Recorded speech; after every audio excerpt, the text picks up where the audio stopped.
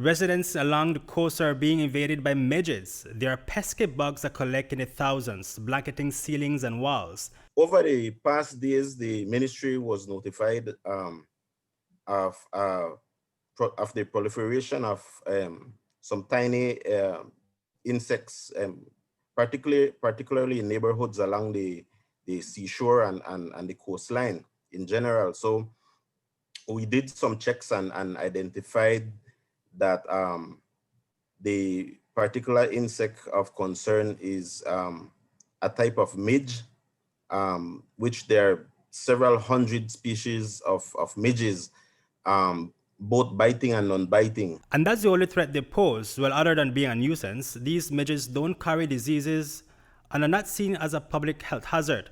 And according to the Chief Operations of the Vector Control Unit at the Ministry, Kim Bautista, these are non-biting midges. What we're seeing is simply a high population of non-biting midges, as I said, mostly in along the coastal areas.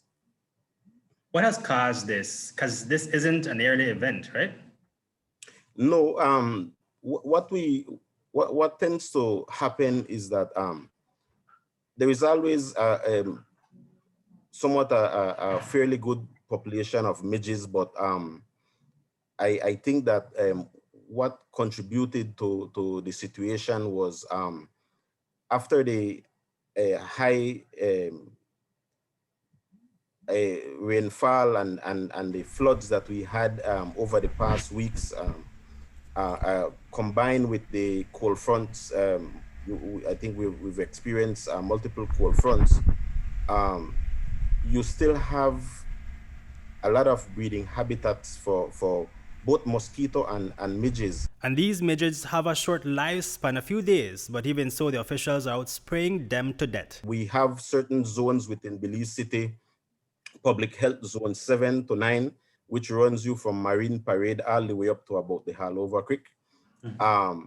And those are where those are the areas that are most infested. So we've had our guys out on the ground applying larvicides, and also we've adjusted our spray schedule with the ULV trucks to also provide some relief. Reporting for News 5, Hipólito Novello.